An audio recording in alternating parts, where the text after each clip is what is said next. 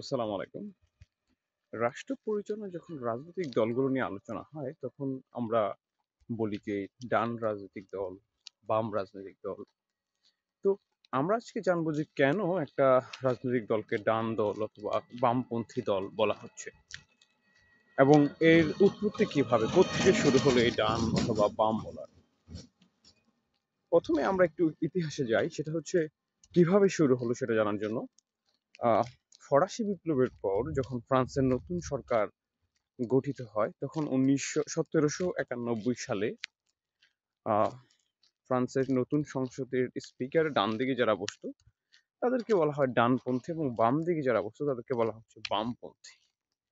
এখন ওই ডান পাশে বা বাম পাশে যারা বসতো তাদের মধ্যে কিছু আদর্শ ছিল, যে আদর্শগুলো বর্তমান সময়েও রাজনৈতিক দলগুলো বহন করে।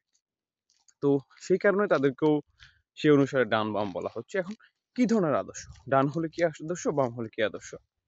সাধারণত যারা ডানপন্থী রাজনৈতিক দল বা ডান ভাব ধারণার দল, তারা হচ্ছে রক্ষণশীল হয়। যে কোনো কিছুর ক্ষেত্রে তারা অত্যন্ত রক্ষণশীল।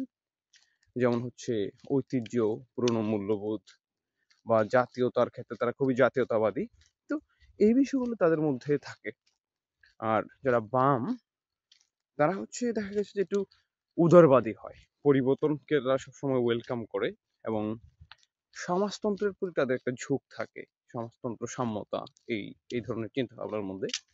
আর যেমন আমরা যদি বাম রাজনৈতিক দলের একটা এক্সাম্পল দিই, তাহলে আমরা বলতে পারি যে চীনের কমিউনিস্ট পার্টি। আর ডান রাজনৈতিকের দলের এক্সাম্পল দিতে গেলে আমাদের বাংলাদেশের মূলধারার যে রাজনৈতিক দলগুলো আছে, আওয়ামী লীগ, বিএনপি অথবা ভারতের বিজেপি, কংগ্রেস, এগুলো হচ্ছে ডানপন্থী রাজনৈতিক দল। তো এই ছিল এই সম্পর্কিত তথ্য। আসসালামু আলাইকুম।